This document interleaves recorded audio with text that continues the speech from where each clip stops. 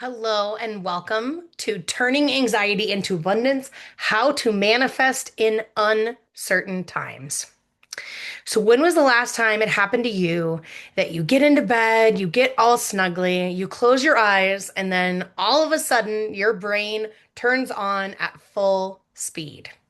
Suddenly you're thinking about what happened on the news, how it might impact your family, what are you going to do tomorrow? What are you going to do to get your next client? And then the next thing you know, it's been hours that you've been laying in your bed and your brain is just spinning into anxiety and you cannot sleep. Today, we're going to talk about how common it is to be feeling anxiety right now and what we can do to shift our anxiety into abundance.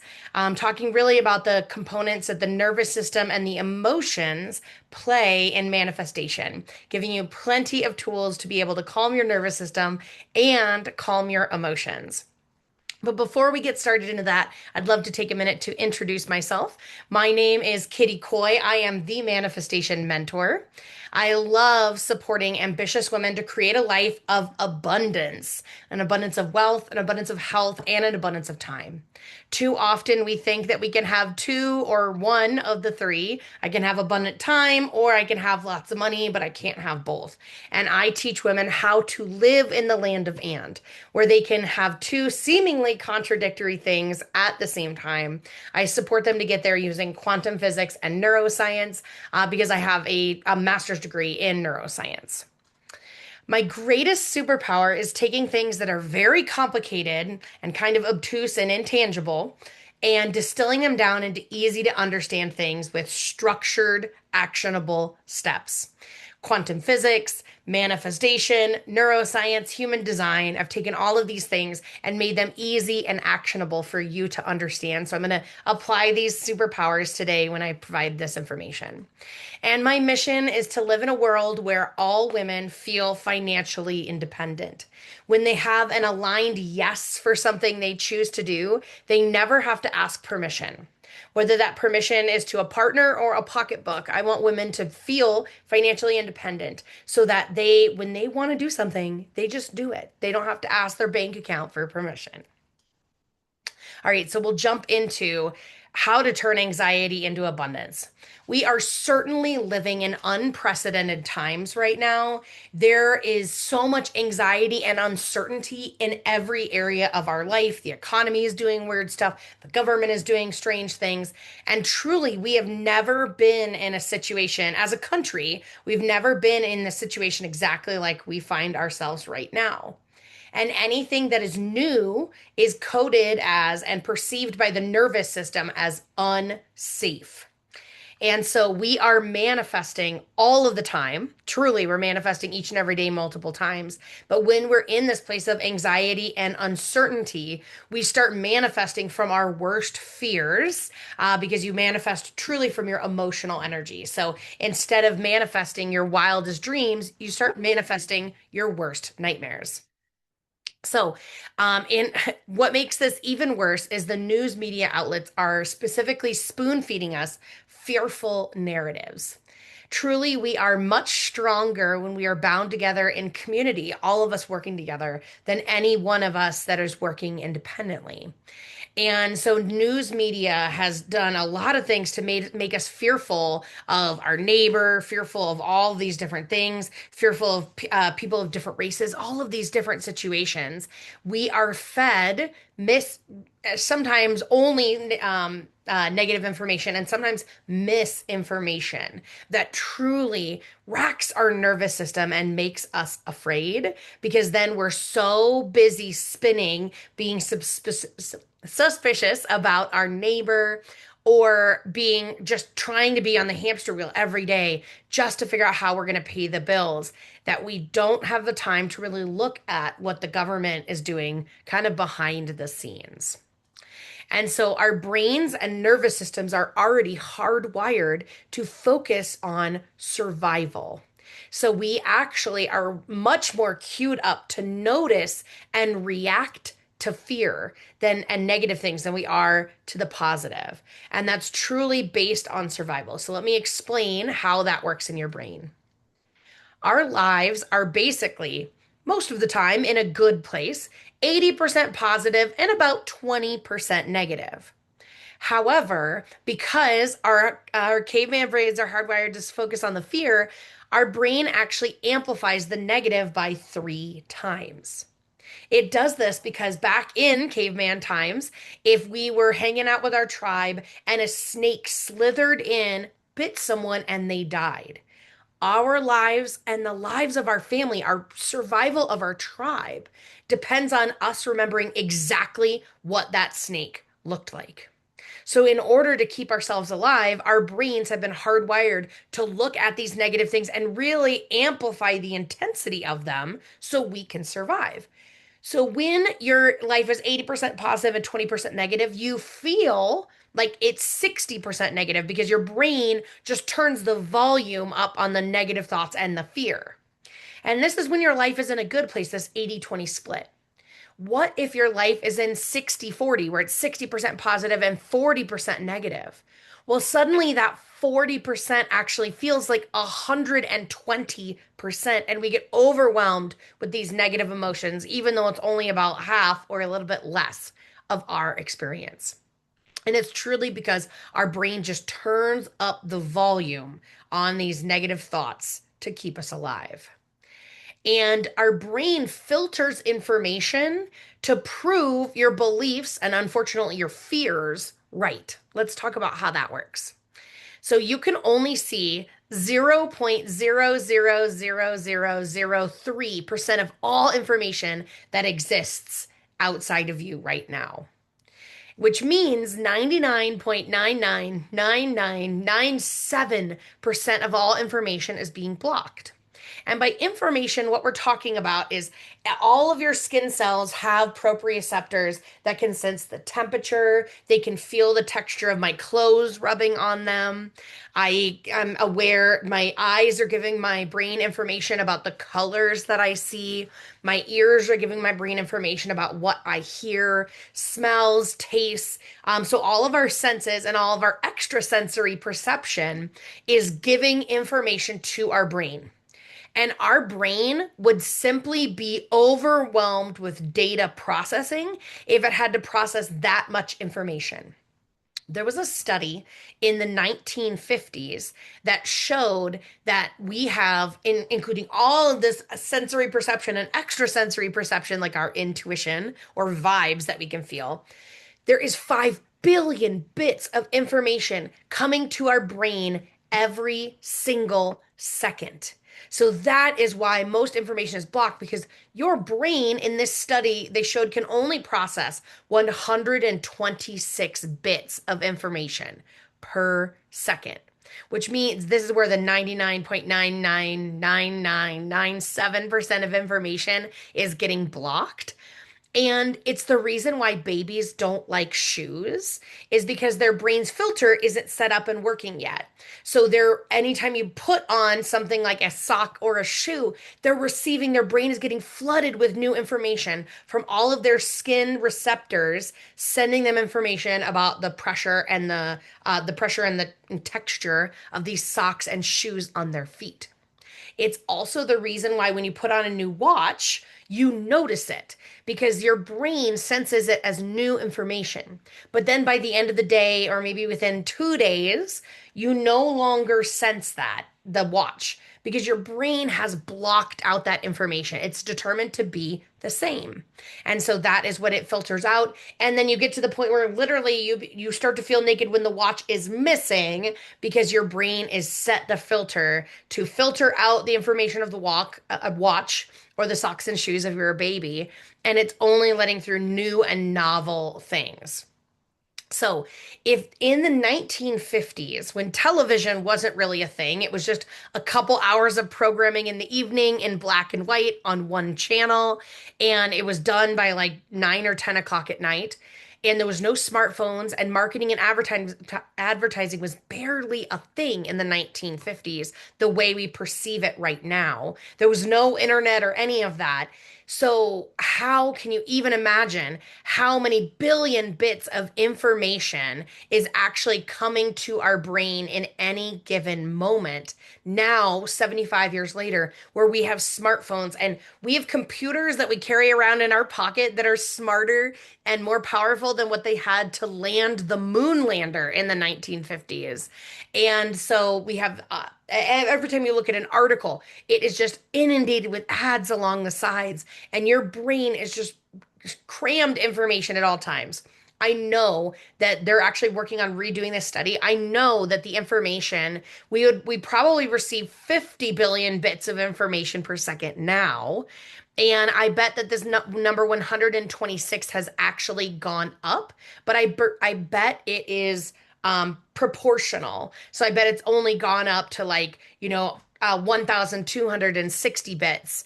Because when we add a zero on 50 billion and up to 1,200 bits.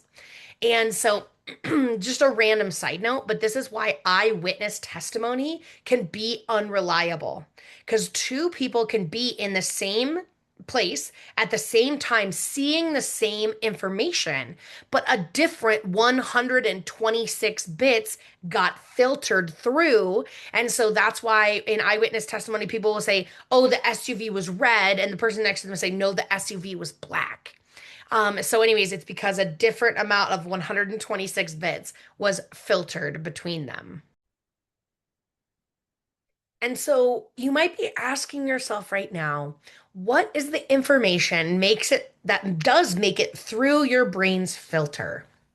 So what does go through your brain's filter is whatever you're focused on, whatever you're thinking about, whatever your attention is on, evidence that proves your beliefs and feelings right, because the subconscious has two jobs, which is to keep you alive. One, survival. We talked about it does that by amplifying the volume on your fear signals. And two, the subconscious proves you right. And by you, I mean your beliefs and your feelings, which can be different than your thoughts and desires. So, whatever you consciously or subconsciously or unconsciously want to be true is what makes it through your brain's filter. So, if there's a part of you that wants more abundance, but you're afraid that you don't know where to pay your rent, you're very conditioned in the belief that you live paycheck to paycheck. Unconsciously, it's safer for your brain to assume that it's a fearful scarcity paycheck to paycheck situation. That's what you unconsciously want to be true because it's familiar. And so, what it is that we consciously or unconsciously desire really affects how our brain's filter shows up. Thankfully, you can actually change your brain's filter. We'll talk about that in a minute. And so, whatever you focus on, whatever you unconsciously want to be true, is what you see all around you. So, the problem is we don't actually know what we want to be true. And we think we know what we want, but honestly, most of what we want is either an illusion or trying to move away from something that we don't want. So it's a reaction. Let me explain what I mean by that. So some examples are we want abundance because we don't want to live paycheck to paycheck, so we're pushing away from something. And we have this illusion that we'll feel more safe or secure when we have more money. That is an example of not knowing what you want. And you want love because you don't want to be lonely, and you'll feel more stable when you have a partner. You want peace or ease because you don't want to feel anxiety, and you'll feel more safe when things are less crazy in your life. So these are all examples of how we block ourselves in manifesting because what we think we want is an illusion and a reaction to something else. It's not a real desire. So how do you reprogram your brain's filter is to figure out what you really want. Your real desire is something you want because you want it. No reason other than that. No hidden agenda. It's not going to help you feel safe, stable, secure. In fact, there are 7 things that you can never manifest: safety, stability, security, freedom, independence, control, and comfort. You can never manifest those things. And oftentimes, what we think we want is trying to manifest those things that we can't manifest. And we can't manifest them because you cannot manifest abundance from scarcity. And if you want freedom, it's because you feel not free or unfree right now. So you're coming from a place of scarcity trying to manifest abundance. So step one is honestly sometimes the hardest part, and that's why I love my job. I get to support people using neuroscience. I have a Create Your Vision workshop that is a neuroscience process we do to get past your conscious mind, past your subconscious, and help you tap into your heart's deepest desire, which is what you really and truly want, not what you think you should, not what you think you want, and not what somebody told you you should want. So step one can be the most challenging, is figure out what you really want in life. And then program your brain to find it. If what you want is abundance, you can program your brain to find it by really intentionally focusing and noticing all of the abundance that comes to you every single day. And in doing that, you are gathering evidence that it's happening already. So things like finding a penny on the sidewalk, finding a dollar in an old coat pocket, or maybe an uncashed check in a purse you haven't used for a couple weeks. This is evidence that abundance is flowing to you. But it's not just money, it's also a way that you can track abundance is gifts. You go to a coffee connect and someone treats you to a coffee. Well, that's proof that you're receiving abundance. Or you go to a grocery store and the exact thing you wanted is on discount. That is proof that you have abundance because it's money you didn't have to spend and you got what you really wanted, the spaghetti sauce or whatever it is, and you paid less. So that is proof that abundance is flowing to you in a creative way. So to reprogram your brain, you need to notice where whatever you want is already happening. And so just notice the synchronicities as proof. Anytime you say, "Oh, I really want XYZ," and it appears, that is proof that you are manifesting. Gather that evidence. And we mentioned whatever you believe, your unconscious beliefs are become true because you filter information, you allow information through the filter that proves them true, and you filter out information that proves them false. So if whatever you believe is true, this is all that you can see, all that you can perceive. You truly, if you're living in a place of financial scarcity or you're thinking that the world is a scary and unsafe place, all you can see around you is scarcity and unsafe people or unsafe behaviors or unsafe things happening. And it's not that those are the only things that are happening. It's that that is all you can see. That is all that's being allowed through your brain's filter. I didn't explain the image earlier a couple slides ago, but there was a picture of a Jeep when we were talking about the brain's filter. And I put that on there because when I got a Jeep, all of a sudden, well, when I was started looking at buying a Jeep, all I could see on the road was Jeeps everywhere. Here's the thing. It's not that suddenly there were more Jeeps on the road. It's that I started to notice them because the information was relevant. My belief was a Jeep was a good car to own, and I proved that belief true by filtering through, allowing through the filter all of the Jeeps I could see on the road. So other people made that decision. It must be a good decision. So that's what I mean. All you can see is what you believe. Those Jeeps were always there, but I wasn't able to see them. And so if what you believe is true, you can work on installing new beliefs.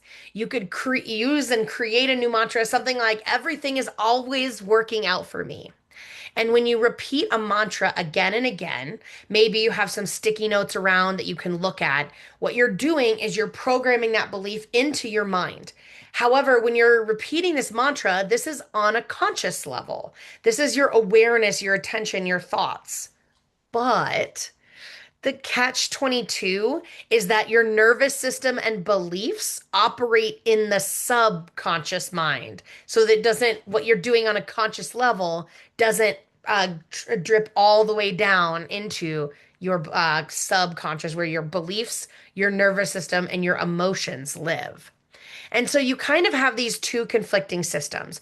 It's kind of like a store that appears obviously open on the inside, but has a closed sign that is locked, and the door's locked. That's what it means when you have this, like, on a conscious level, you're like, I want the store to be open. But if your nervous system and your beliefs and your fears are still operating on the fear or the old system, they're going to keep that door locked and the closed sign forward. So that's all people can see. And no matter how much they consciously want in the store or you consciously want them in the store, the door is locked because your nervous system, your beliefs, and your emotions are operating below the level where mantras can work.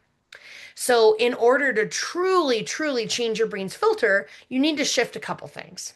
You need to create a new way of orienting to the world by shifting deeply rooted belief systems so that your conscious mind and your subconscious can be in alignment. Because honestly, most of us live out of alignment. We want abundance, but we're practiced in living paycheck to paycheck, or we're afraid of being broke. So when we're have these two different kind of conflicting systems, conflicting beliefs in our body, it's as if we have a fishing pole that's been broken in half, and we're trying to cast our reel out with this broken system. We're not going to be able to cast very far. What we need to do is shift the beliefs and the emotions to be in alignment with the conscious thoughts and desires. And when you snap this fishing pole into place, you no longer have the conflict. You're in alignment between your conscious mind and your subconscious mind. That's when you can throw out your reel and reel in whatever is that you desire. So we manifest in alignment, but most of us, because of fear and anxiety, are living out of alignment. So honestly, you really need to calm your nervous system to be able to help you manifest your wildest dreams. So let's talk about how you can calm your nervous system. And there's things that you can add or remove to your life that support you in calming your nervous system. So, what can you add to your life that would calm you down? We're going to give you some very easy to access, quick techniques right now. So, really, calming your nervous system is getting out of your head. Anxiety lives in your head, and calm and ease live in your body. So, do whatever it takes for you to get back in your body. Some quick and easy ways to do that is rubbing your fingers together and really focusing on what it feels like to feel the ridges of your fingerprint and thumbprint. Like noticing from the side of your finger, what does it feel like to rub your thumb? And then thinking from your thumb side, what does it feel like to rub your finger? By doing this, and I've even put up a fun little reaction. And so hold on, let me turn that off. Just rubbing your fingers together gets you into your body because you're focused on your body. You can crunch your toes in your shoes. In fact, when you do things that focus your energy, attention, and awareness on your feet, you are automatically grounding because you're getting out of your head bubble and really focusing your attention on your feet, which is the bottom of your body. And your feet are how you stay grounded and connected with the earth. You can actually go do grounding outside. Sometimes it's called earthing, but it is literally getting your body, your bare body, in connection with a tree or the ground or the grass or the dirt, whatever that is. Bare feet, or hug a tree, or sit and lay down. Anytime I'm spiraling out and feeling anxiety, I will go lay in my front yard really quick.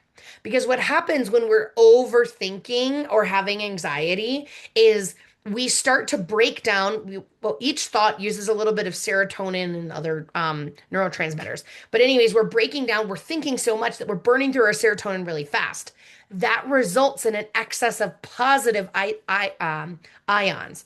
And our body is meant to be negatively charged. The earth is also negatively charged.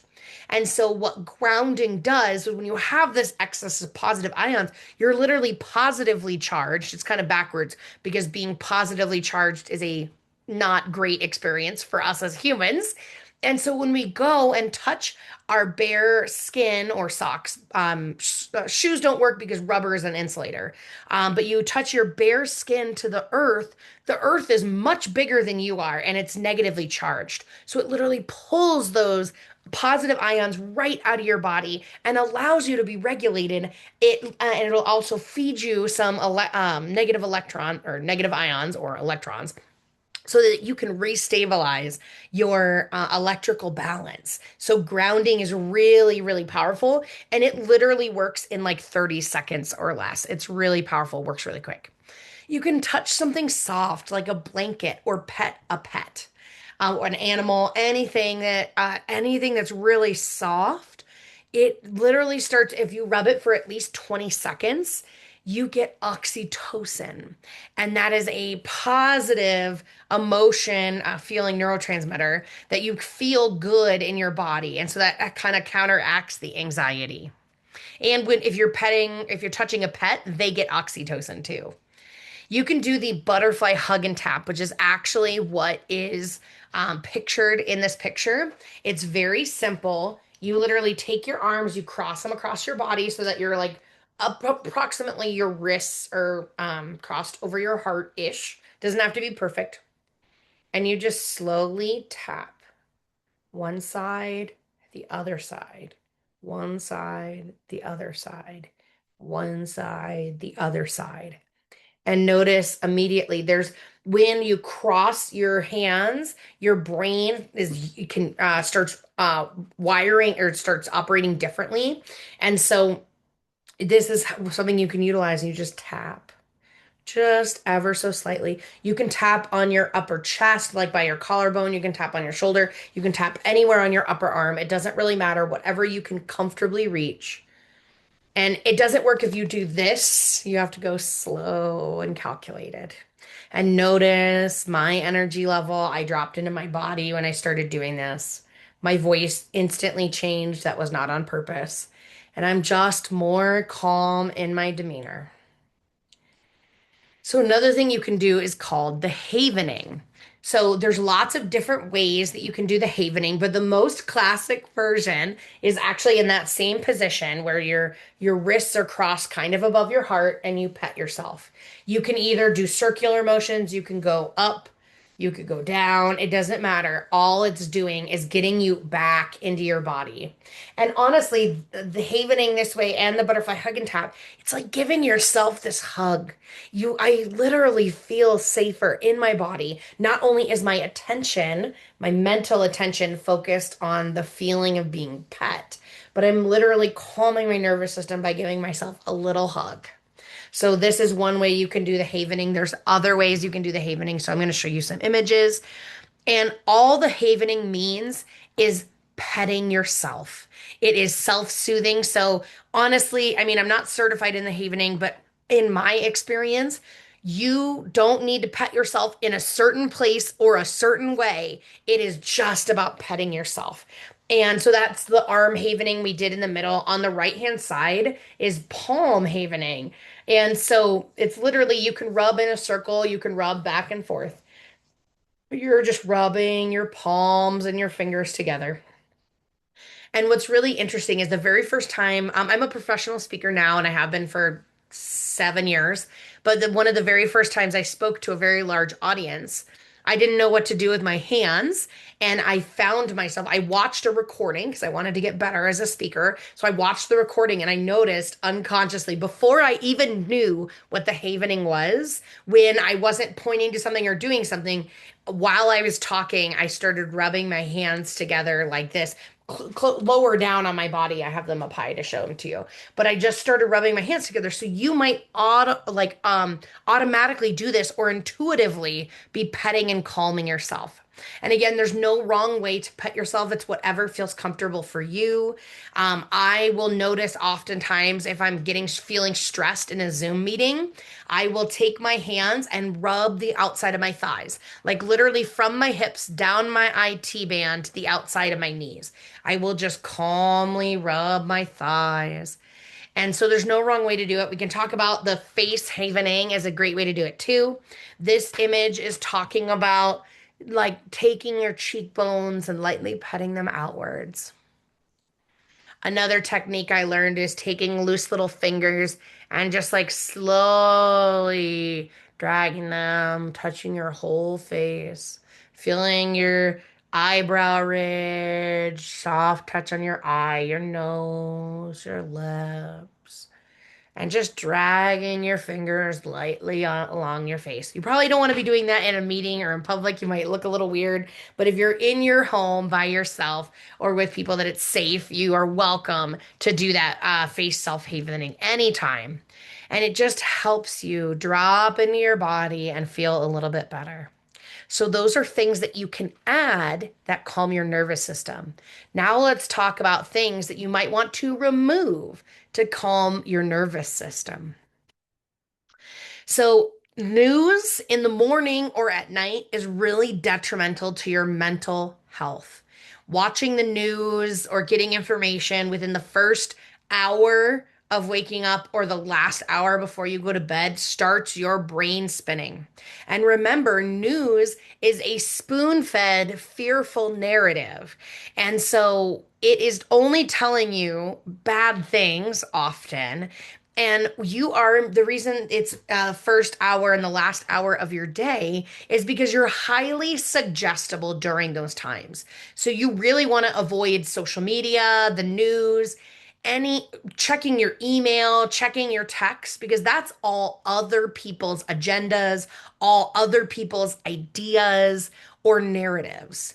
And whatever you, especially in the morning, whatever you consume mentally and put in your mind and pay attention to in the first hour of your day, you are programming that deeply into your brain because you're in this subconscious, like more sedative, more suggestive state. And so the first hour of the day and the last hour of the day, you never want to watch the news. You want to avoid social media because that is when you're the most sensitive to have your nervous system and emotions wrecked by other people's fearful things or comments. Scary movies, podcasts, and stories. And again, these are things you don't have to remove them forever, but while you're working on creating more abundance and while you're working on mastering how to calm your nervous system, you might want to remove these at least temporarily. So I had a friend who had really significant anxiety. And I had known for a long time that she had anxiety. And one day she mentioned that one of her favorite things to listen to were serial killer mystery podcasts. And I looked at her and I was like, don't you think that those impact your anxiety? And she was like, no, no, no. I've had anxiety my whole life. The serial killer podcasts don't make it worse.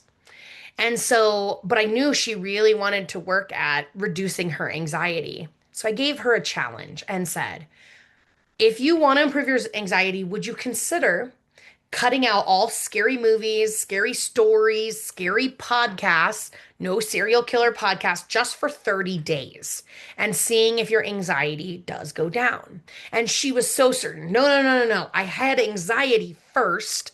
Like it's not caused by the podcast. And she reluctantly, because I'm a neuroscientist, I kind of worked on explaining to her. I was like, this actually affects you more than you think. Would you like to take this challenge, this opportunity to reduce your anxiety? And because I have access to these sorts of things, I just gave her a test. Like I have tests around that's like just basically how are you feeling? How are you doing? What's your anxiety like? What are your emotions like? And it's a self-rated numerical test. And I gave it to her when she was still watching like the podcasts. And then I gave her the same test to take 30 days later after she had not been watching. And lo and behold, according to her data and her numbers, and also her subjective experience, her anxiety had gone down a lot. And she was really surprised because she was like, well, I have always had anxiety. And listening to serial killer podcasts is a new thing that I've only enjoyed in the last year or two. And so, what I explained to her is because of previous trauma or whatever happened to her in her life, her nervous system was in fight or flight. So, she was attracted mentally to the serial killer podcast because they were putting her system into fight or flight.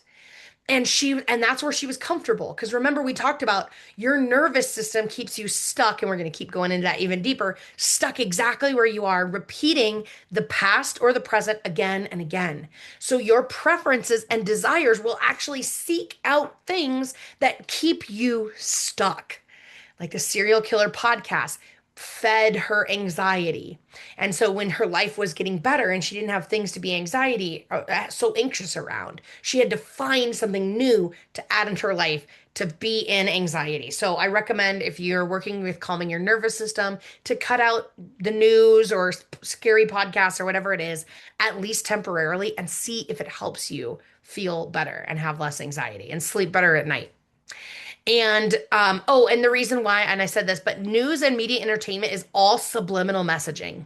Like, so we were told in the 1950s they used a subliminal messaging, just in case you don't know what it is. In the 1950s, they'd be watching a movie and they would splice in pictures of popcorn or drinks or nachos or whatever that they had at the food stand, gosh darn it, concessions. They would flash pictures and your brain couldn't see the images. They would be so quick. They would come and go before your brain could recognize it. But your brain would suddenly say, "Huh, I'm hungry for popcorn. Let's go to the concession stand." So that's what subliminal messaging is. And they literally did this on purpose to drive up concession sales in the 1950s and maybe even the 60s in movie theaters. And then they decided that subliminal messaging for driving up popcorn sales isn't allowed. They're not allowed to do that anymore. So I had always thought that subliminal messaging died 60 years ago or something like that. But it's not true. Subliminal messaging is the underlying messaging and the themes of all of the media that we watch. For example, I've stopped watching Bob's Burgers, an adorable adult cartoon about the sweet little family and the adventures that they go on. But do you know why I had to watch it? Or stop watching it. The underlying message is that money is hard, things are scarce. We barely struggle to survive financially, but we do it together as a family. That's the theme of every episode. So that's the subliminal message underlying is money is hard, money is scarcity, everything is a struggle, and each new day is a brand new challenge, and we're barely going to survive it. But we get through it together. And so there is, just take a minute to think about your favorite TV shows, movies, whatever media, music, podcasts. What is the theme behind them? Like, what's the underlying message? So that's one way subliminal messaging is still programmed in our minds is through kind of hidden themes that you really have to think about. What is this actually trying to tell me? The other way subliminal messaging comes through is the ads. Anytime you try and read an article on your phone, there's ads on both sides, there's pop-up ads in between. I'm not consciously focusing on the ads, but my brain is still getting some of that information. So when you watch ads, or sorry, when you read an article that has ads all over here, you might subconsciously, and you don't even realize the connection, but you might start wanting the things that are on ads, which is why it's really important to never sleep with the television on, because whatever those commercials are for is programmed into your mind while you sleep. So be really, really careful about the media that you consume. So things you can remove to calm your nervous system involve shows that are racing against a clock. Shows like Chopped and Nailed It used to be my favorite, where they have 30 minutes to do an impossible task. And what they say again and again, the contestants racing against the clock is, I would have done better if I had more time. And I didn't realize I used to watch these kitchen shows all the time. And I was in a place in my life where I never had enough time. And I was running from one thing to the next, to the next, to the next. And I started noticing that really time scarcity was a big deal. I was never fully present. I was always thinking about how am I going to juggle all these things. And it wasn't until, and I used to say all the time, I would have done better if I had more time. And it wasn't until I said that earlier in the day, and then we went to go watch the TV show, and a contestant said that exact same thing. Again, that show was subliminal messaging because every contestant said all of the time, I would have done better if I had more time. So watching these shows like Chopped and Nailed It and all of that was reinforcing my time scarcity and making me feel like I needed to run through life. And so consider removing anything that makes you feel anxious, nervous, or on edge. And these could be people, meetings, situations. Again, you don't have to remove them forever, but while you're consciously working on calming your nervous system, you might change your relationship with these things. For example, you can find out how to relate to them better. There's one specific person in my life that I love them and their family. And when I talk to them, they tend to make me feel anxious.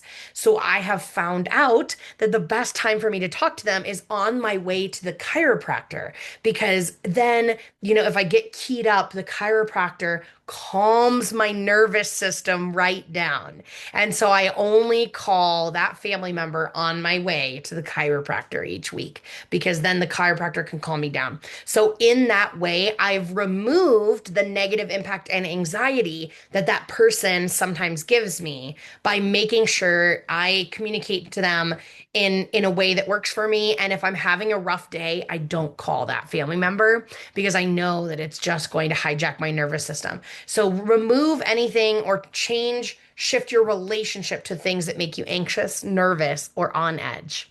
And in that way, you can calm your nervous system. So when you're we'll talk about calming your nervous system. Again, I've said this, but you're conditioned to stay safe. Safe means stuck. It means exactly where you are right now, absolutely no changes. And this is because your subconscious mind knows that you've survived up until now. So even if what you've survived is toxic shame or abuse, that is coded as safe in your nervous system because you survived. So when we are focused on staying safe, we're actually creating a world where we are self-sabotaging. And your preferences align with who you have been, not where you're going or what you want. We talked about this with my friend who has anxiety, was listening to those serial killer murder podcasts. Her preferences aligned to who she had been, which is anxious, not where she wanted to be or where she was going, which is a place with less anxiety. And she was so practiced being anxious that it actually felt more comfortable, more familiar in her system to have anxiety than to not have anxiety. So we tend to make the same choices again and again, and unconsciously, we don't even realize that we're making those choices. And we get in these cycles of self-sabotage. So, how and why we self-sabotage is because when we're keyed up, the things and we what we're craving is rest and ease. What we do is often things that keep us feeling like we are already, but give us this false sense of comfort. So when our nervous system, when we're in fight or flight, it's really easy for us to reach for alcohol or sugar or binge watching TV because those things put us in a dopamine loop. We feel good while we're doing them. And you know the difference between just a dopamine loop and a positive feeling because in a dopamine loop, you need more to feel better. So, like when you're watching Netflix, you need to watch that next episode to feel better. When you're drinking, you need another drink to feel better. As soon as you stop doing the activity, you don't feel as good anymore. That's how you know you're in a dopamine loop. And binge watching, in fact, there's a difference between self-care and checking out, but most of us don't know the difference. I hear all the time from people that they're like, I had a hard day, so what I like to do is grab a glass of wine and watch my favorite TV show. Well, those are two different ways that you check out, but neither of those are self-care. And because self-care is fulfilling and gives us a long-lasting positive feeling, and checking out is putting us in a dopamine loop. So when I take a bath and I'm relaxing. And that's real self-care, real sustained positive feelings. I don't get out of the bath and say, oh, you know what I need? I need to take another bath. I feel fulfilled. I feel calm and grounded and peaceful, or whatever that is. I feel complete after the activity and I feel good for potentially hours after that activity. That's real self care. And most of what we do thinking it's self care is checking out, binge watching a favorite TV show. So, how you can tell is if you have a long lasting feeling of satisfaction and ease for at least 30 minutes to an hour after the activity, and you don't ever have the urge to do it again, then you know you've done a real self care activity. If you're like, oh, but I want more, I want another cookie, I want another drink, I want another episode, then you know you're in a dopamine loop and you're actually checking out. And a general rule of thumb, with the exception of I do listen to like meditations and stuff on my phone, a general rule of thumb is if it involves technology, it's most likely checking out versus self-care. But like when I listen to a grounding meditation, I get out of that meditation. I don't go for the next meditation. That's how I can tell it's self-care. So, this dopamine loop gives us a false sense of comfort. We feel good in the moment, but within minutes of stopping that activity, we no longer feel good. And so we stay in these self-sabotaging patterns, reaching for the things that keep our nervous system and our emotions stuck exactly where they are right now. And honestly, these things make the problem worse. So checking out how it makes the problem worse is you had a long, hard day, but you're not actually filling your cup. You're checking out. You're not refilling your cup with self-care. So you're not like, basically you have, instead of refilling your cup in the evening after a long, hard day, your cup is empty when you're going to bed because you never refilled it. And then tomorrow your cup is still empty. And so it really truly makes the problem worse. And oftentimes it takes an outside perspective to help you assess what activities and habits you're doing that are self-sabotage. What are the things that you're doing that are hijacking your nervous system and reinforcing the choices of who you were versus how you want to be and where you're going. And so that's why I love my job is I can help people see their habits and behaviors that are keeping them stuck, their blind spots and their choices that they're making that they don't even realize are choices, and how to help them release resistance by making new choices. So that's what I love to do using neuroscience. So we talked about the nervous system's component when it comes to we talked about the nervous system component when it comes to manifesting. Now let's talk about the emotional component because your emotional vibration is what you are manifesting from. And we're going to explain what that means. So you manifest from your emotional energy. Each emotion you have has an energy that is transmitted out. It's measured in, it's a frequency, it's measured in hertz. Every emotion, every thought, each belief has a frequency. But the biggest driver, the loudest signal that other people receive from you, and then the universe, God, universe, source, whatever you believe, we say Gus in our house. So Gus is, and other people are reading the loudest frequency is your emotional frequency. How are you feeling? What emotions are you experiencing? And so whatever you manifest is a response to the emotions that you're feeling. And your emotions are driven by your thoughts and beliefs. If you're in a place where the world is scary, the economy is uncertain, I don't know what to do, those thoughts are going to drive feelings of anxiety. And your beliefs and your fears and all of that just kind of get all wrapped up, and it's transmitting a frequency of fear out to the world around you.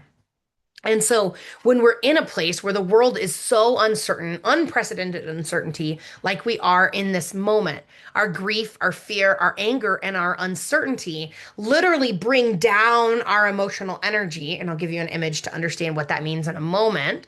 And to manifest what we really want, we need to have high emotional energy. So, what is that saying? When we are in a place of guilt, shame, apathy, grief, fear, desire, by the way, desire is greed. It's not like, ooh, I want that. It's like jealousy or, so it drives feelings of like insatiableness. and anger. These are all lower level emotions. And there's no such thing as a good or a bad emotion because each emotion has its own place in the world. Like if you just lost somebody, having an emotion of grief is a very valid emotion. And notice that each emotion on this left hand side is the frequency measured in hertz. And each emotion has its own frequency. By the way, this map or this map of consciousness, I call it the color chart of emotion, but the map of consciousness was created by Dr. David Hawkins, and he writes about it in a book, Power versus Force. This is where I borrowed this image from. But when we're in the place of anxiety and fear around what's going to happen around me or outside of me, what's going to happen to my family, we're here. But honestly, if you want to manifest, you have to be over a level of 500. It's a little bit easier on the left-hand image, but at the frequency of 500 is when you start dissolving negative feelings, negative energy. And so what we need to do, we manifest from places of love and joy and peace and enlightenment. But oftentimes, our day to day, we're living in fear, anger, and anxiety. So, what we need to do is we need to shift our emotions to come up this chart. And one of the easiest ways to do that, and we're going to talk about that in a minute, we're going to give you some tools, but gratitude is at a frequency of 900, which means it is one of the highest levels of enlightenment, one of the highest emotions we can measure is gratitude. You know what's really interesting is that you know what the frequency of abundance is? 888. So it's only 12 hertz less than enlightenment. So anytime you're wanting to shift out of shame, grief, apathy, fear, anger, whatever that is, one of the ways you can do that is by focusing on gratitude. Because for the few minutes that you focus on gratitude, you're really truly bringing up your energetic state, your emotional energy into that 900 range for a few minutes. And the more you consistently practice gratitude, the longer you'll stay in it after you're done. So if you just practice gratitude one time, you'll feel gratitude for maybe 5 minutes after you're done, and then you might fall back down to grief, anger, fear, whatever. But if you practice that gratitude for 5 minutes every day, suddenly you start staying in it for 10 minutes, 15 minutes, 30 minutes, an hour after you finish the activity. And if you practice it long enough, you actually if you don't keep falling back all the way down to where you started, you might fall down to pride or courage or neutrality or willingness. You literally raise your emotional vibration every single time you practice gratitude intentionally. And it's not just about thinking about gratitude, it's about feeling it in your body. How does gratitude feel in your body? So, how do you raise your emotions? And I just wanted to say emotions are like a volcano. These paper mache volcanoes, either we've experienced this as a kid or you've seen or heard of it, where they've paper mache volcanoes and you put in baking soda and you put in baking soda, put it in, put it in, put it in, put it in. And then it just takes one thing, a catalyst or a trigger. That is the vinegar in the volcano situation, but it's a trigger in our emotions and psh, then the volcano explodes everywhere. This is what happens with our emotions. These built up emotions create pressure. So when we're triggered, they explode and burn down us and everyone we love. And so, in order to raise our emotional frequency to manifest more of what we want, we need to drain out the negative emotions and replace them with positive emotions.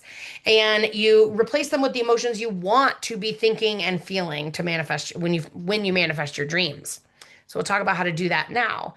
There's emotional routine maintenance. This is really focused on ways that you can release the built up emotions. So things like, and really honestly, the short answer is anytime you're intentionally practiced in giving your emotions time and space, that means you're doing emotional maintenance. So some people like to be in nature and they just literally focus on how beautiful nature is because if you give yourself the time and space, your emotions will actually naturally process out of your body when you regularly, whether it's daily or weekly, give yourself time and space to feel them.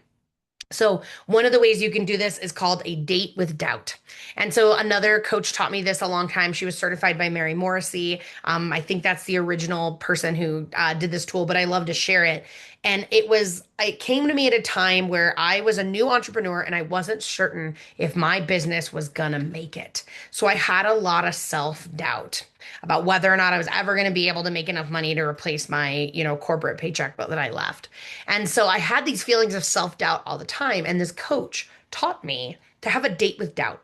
And so every Friday at 9:15, I would journal for 15 minutes to get all of my doubts out. And I literally just free journaled on loosely paper, just everything, every fear, every anxiety, all my anger, all my self-doubt, whatever it was, I just let everything out. So it doesn't have to be specific to an emotion. I just let out all of the negative emotions I didn't want to feel, all the skeletons in the closet that I was thinking consciously or unconsciously but didn't want to feel. I wrote them all on that piece of paper. And then I would burn the paper, and it was very cathartic for me. Be sure if you're burning things to do it safely. Please don't burn down a house or a yard or start a wildfire or anything. But I would burn them in my gas fireplace safely. And what happened is if you practice that every single week, you're telling I was telling my doubts and my negative emotions, I will give you time to process. And what was so magical, if you stay consistent and you actually do this process week after week, when I felt doubt on a Tuesday afternoon, I would say to that emotion and say, "Oh, I have an appointment with you on Friday at 9:15. I'll see you then." And I actually stopped feeling doubt except for during those times because I had proven to myself with consistency in doing this practice that I was giving myself time and space for those emotions to come out and be heard in an appropriate way. Another thing we can do is smash rooms. This is a really appropriate way to release anger or frustration. Journaling can be really powerful. Just getting everything negative out of your head and onto paper can be a really powerful way of releasing the pressure of negative emotions. Time in nature and EFT tapping is the most scientifically tested tool to help us release our emotions. So EFT, emotional freedom technique, is tapping on these Chinese meridians. It is ancient Chinese medicine mixed with modern day psychology because in Chinese medicine, each organ is associated with a specific emotion. So if you tap on a meridian for that emotion, you're actually awakening that organ and asking it to process the emotions that it's storing in it. And again, this is very scientifically tested and shown to work. They had veterans that had complex PTSD and were non-functional. They were like institutionalized in a mental psychiatric facility because they were unable to function in the everyday world. And then somebody came in for a research study and taught them tapping, and they did tapping for like 30 minutes every single day. And they actually were able to leave the psychiatric institution and integrate and go back to their families and start living a normal life because they released the negative emotions. So how do you do EFT? Honestly, if you're not familiar, go to YouTube and just search EFT tapping for anger or grief or whatever it is, anxiety, and follow along with a video. But I'm going to give you the instructions really quickly. EFT tapping, the steps is you identify the issue. What is the emotion that you're feeling you don't want to feel? You rate the intensity of the emotion right now on a scale of 1 to 10. My anxiety right now is a 4 in this moment or whatever. And then you determine the phrase to say, even though I have this anxiety, I love and accept myself anyways. You tap on the 9 major meridians. Even though I have anxiety, I love and accept myself anyways. Even though I'm having anxiety and I don't want to feel this way, I love and accept myself anyways. Even though I have anxiety, I love and accept myself anyways. And you just go through all of these points and you just keep repeating the phrase. Even though I have anger, you can mix up the emotions. It doesn't really matter. Even though I have this feeling, I don't know how to name it and I don't want to feel it anymore, I love and accept myself anyways. And then you can tap on these places and say, I want to feel love. I want to feel ease. I want to feel joyful. And so what you do is you tap on these until you feel better, and then you rate the intensity again on a scale of 1 to 10, and you just keep tapping until it goes from whatever number down to 0 or 1 or wherever you're comfortable with. Again, follow a video and tap along, but that is a quick explanation of how to do EFT. So releasing negative emotions is super important, but holding these new emotions, changing your emotional set point from anxiety to gratitude can be tough to hold because you have a set point right now of what the emotions you're used to feeling is your emotional set point. So if you chronically feel anxiety or anger, that is your normal emotional set point. So and again, I want to be crystal clear. This is not about toxic positivity. Toxic positivity is when you feel sad, but you put a smile on your face and you just fake that you're okay. That's not what we're talking about. I really want you to give yourself time and space to feel these negative emotions. So we're not talking about putting a smile on, but we're talking about focusing on gratitude when you are feeling anxiety and just really saying, well, I can be grateful that I have this adorable dog that loves me. I can pet her whenever I want, and she gives me so much love. No matter where, no matter what else is going on in my life, I can tune into the gratitude I have in these little areas that are easy. But when you're really wanting to change your emotional set point, it's not just practicing these new emotions. You actually have to be able to sit with the negative emotions and process them to find the lessons, the golden nugget. What is the wisdom that that situation is sharing with you? And changing your deeply rooted beliefs. So part of what was driving my not self theme, my very practice emotion is anxiety. And so part of what I had to change is the world. I had a belief from when I was a child that the world was out to get me. It was me against everyone else. And so that was a belief. So in order to upgrade my emotional frequency, I had to release the belief that everyone is out to get me and really install the new belief that everything is happening for me and there's a lesson or a gift. Like everything is, and it's not, life isn't happening to me, it's happening for me.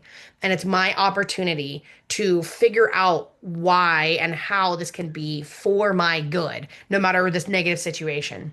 And truly, changing your emotional set point is finding a way to be grateful, even for not just the easy stuff, but the hard stuff too. Be grateful for that car accident that, totaled my car and caused all these problems and caused physical injury in my body. Being grateful for that car accident because I can see the lessons and the positive shifts it created in my life. For example, it caused me to slow down. It caused me to really be more attentive and aware on the road and things like that. But I am grateful to that car accident for many things. I've had many experiences in my life that were highly traumatic, child abuse and neglect that was very extreme. And I am deeply grateful for all of the neglect, the abuse, the almost going into foster care, all of that. I'm grateful for it because it made me independent. I am fiercely driven and motivated. I am self-reliant. I'm resilient. And all of these things that came from a really bad situation happened for me so I can be the person I am today. That is what we're talking about in changing your emotional set point. And it can be really challenging to be able to look at something like child abuse that you had no control over that really damaged your life. I lived in anger and anxiety for decades until I got the support of somebody else that helped me on this journey. So I love to support people in a similar journey of being able to be grateful for the negative things and see how everything that happened to you, every little thing that happened to you in your life happened for your greatest good. So, in summary, how we turn anxiety into abundance is upgrading our nervous system so we can manifest what we want. And that involves getting clear in what you want. It involves finding evidence of what you want already around you so you can reprogram your brain. It involves breaking through your unconscious resistance patterns, breaking through your self sabotaging behaviors, and developing the ability to transform uncomfortable emotions and taking aligned actions. Turning anxiety into abundance also is about building a new identity around who you're becoming and habits and stepping into that version of you and showing up every day as if you already have the results. Because they say in manifestation, you have to be it first to see it in your life. So how can you be, if you're practiced and feeling anxious and time scarcity and money scarcity and all of that, how can you be grateful for and feel grateful, feel abundant and feel ease before the results come in your life? You can feel those emotions in your body, and that helps build your identity of the version of you that you're becoming. And when you feel those emotions, because like attracts like, when you're feeling anxious, you attract more things that make you anxious. When you're feeling deeply grateful, you attract more things that make you feel grateful. So when you can stay in those upper level of emotional vibration, you attract more things that keep you in this state of love or whatever that is. So when you build this new identity, whatever you're manifesting becomes truly inevitable. So I would love to support you in becoming a manifesting machine for your wildest dreams. If you're tuning into this presentation, it might be because you are manifesting some of your nightmares right now. So I'd just love to support you in upgrading your nervous system, regulating your emotions, upgrading your belief system, whatever it is to support you to release anxiety and manifest more abundance in your life. So, I would love to offer you a 30-minute manifesting machine coaching session. This is where I can support you. I'll give you one tip that will be personalized to you to support you in becoming a manifesting machine for your dreams. And I'll also share with you how I could support you in becoming a manifesting machine, how I can help you calm your nervous system, release these negative emotions, and step into the version of you that you're becoming. I have very limited spots available on my calendar, and this offer expires on April 24th. That sounds like a long time away, but I'm traveling for 2 weeks between now and then. So there's very limited spots on my calendar. So you can either scan the QR code or you can go to https://ubuu.as.me/30mindcspeak. That is my speaking link for you can book this manifesting machine call. So I appreciate you so very much. Thank you for taking the time to watch this. I hope you learned something that will help you support your nervous system to be calm and to release these emotions. And may you manifest your wildest dreams in 2026 and beyond.